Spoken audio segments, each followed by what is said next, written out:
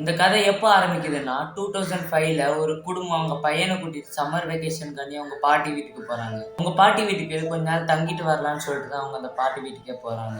உங்க பாட்டி வீட்டுக்கு போயிட்டு லக்கேஜ் எல்லாம் எடுத்து வச்சுட்டு அவங்க வெளியே சுத்தி பார்க்க போறாங்க. வெளியே சுத்தி பார்த்துட்டு வரல நைட்டு வர்றதுக்கு ரொம்பவே லேட் ஆயிடுது. அவங்க கார்ல வந்துட்டு இருக்க போது அவங்க பையன் இல்லை, அது ஒரு பொண்ணு கார்ல வந்துட்டு இருக்க போது அவங்க பொண்ணு தூரத்துல ஏதோ மனுஷன் மாதிரி ஓடி வருது. ஆனா கொஞ்சம் வித்தியாசமா டிஃப்ரெண்டா இருந்தது அப்படின்னு சொல்லிட்டு இருந்தா. ஆனா அவங்க அம்மா அப்பா எதுவும் கண்டுக்கல, ஏதோ குரங்கா இருக்கும் அதை பத்தி இப்படி சொல்லிட்டு இருக்கா அப்படின்னு சொல்லிட்டு அவங்களும் வீட்டுக்கு வந்து நைட்டு படுத்துடுறாங்க. அதுக்கப்புறம் நடுராத்திரி அந்த பிள்ளையோட அப்பாவுக்கு முழிப்பு வருது. அது வெளிநாடுன்றதுனால அம்மா அப்பா தனி ரூம்லையும் அவங்க பிள்ளை குழந்தைய தனி ரூம்லையும் தான் போடுவாங்க. அவங்க அப்பாவுக்கு நைட்டு முழிப்பு வந்த உடனே அந்த ரூமோட எட்ஜில் அவரு சும்மா பார்த்துருக்காரு. அப்படி பார்த்த உடனே தான் அங்கே ஒரு விஷயத்த அவர் நோட் பண்ணுறாரு. ஒரு ஹைட்டான ஒரு ஆள் ட்ரெஸ்ஸே இல்லாமல் ஒரு ரூமோட எட்ஜில் உட்காந்துருக்குற மாதிரி அவருக்கு தெரிஞ்சு. கொஞ்ச நாள் கழிச்சு அவங்க ஒய்ஃபும் இருந்துச்சு, அவங்களும் அதை நோட் பண்ணுறாங்க. அதுக்கப்புறம் இவங்க என்ன நினைக்கிறாங்கன்னா, நம்ம கொஞ்சம் கண்ணை மூடிட்டு கொஞ்சம் ரிலாக்ஸ் ஆகிட்டு கண்ணை திறப்போம், அப்போ அந்த மிருகம் இருக்காது அப்படின்னு சொல்லிட்டு மாற்றி மாற்றி சொல்லிக்கிறாங்க. அதுக்கடுத்து அதே மாதிரி அதை இன்னும் செய்கிறாங்க. அவங்க எதிர்பார்த்த மாதிரியே திருப்பி அவங்க கண்ணை திறக்க போது அந்த மிருகம் அங்கே இல்லை.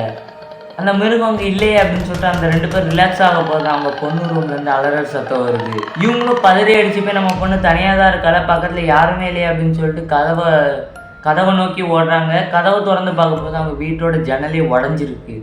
அப்போவே அவங்க முடிவு பண்ணுறாங்க அந்த மிருகம் அவங்க பொண்ணு ரூமுக்கு வந்துருச்சுன்னு. சரி, அந்த மிருகத்தை எப்படியாவது பிடிச்சிடலாம் அப்படின்னு சொல்லிட்டு போதான் அந்த மிருகம் ஏற்கனவே தப்பிச்சு ஓடிடுச்சுன்னு தெரிய வருது.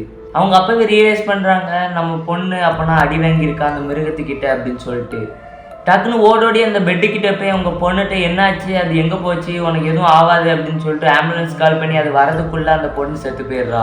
செத்து போகிறதுக்கு முன்னாடி அந்த பொண்ணு லாஸ்ட்டாக ஒரே ஒரு வார்த்தை தான் சொன்னா அந்த ரேக்கை பற்றி. என்னன்னு பார்த்தீங்கன்னா, ஹீ இஸ் ரேக்.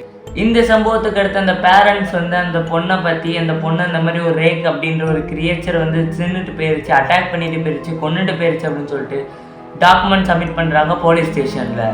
அதுக்கடுத்து அவங்க நோட்டீஸ் பண்ணாங்க அந்த ஊரில் பல பேர் அந்த மாதிரி டாக்குமெண்ட் சப்மிட் பண்ணியிருக்காங்கன்னு போலீஸ்க்கே தெரிய வருது. நிறைய ஃபாரஸ்ட் இன்வெஸ்டிகேட்டர்ஸ் நிறைய பேர் போயிட்டு அங்கே ரேக் அந்த மாதிரி ஏதாவது கிரியேச்சர் இருக்கா அப்படின்னு சொல்லிட்டு அவங்களும் சர்ச் பண்ணி பார்க்குறாங்க. அந்தளவுக்கு எந்த கிரியேச்சருமே அங்கே இல்லை.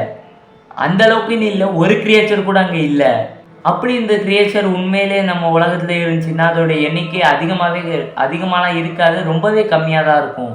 மினிமம் ஒரு 1000 இல்லாட்டி 100க்குள்ளே தான் அந்த உயிரினமே இந்த உலகத்தில் இருந்திருக்கும். அப்படி 150 புல்லட்டில் சுட்டுட்டா கூட அவ்வளோதான், அந்த உயிரினமே அழிஞ்சு போயிடும். இந்த கதையை பற்றி நீங்கள் என்ன நினைக்கிறீங்கன்னு மறக்காமல் கமெண்ட்டில் சொல்லுங்கள். ஓகே, பாய்.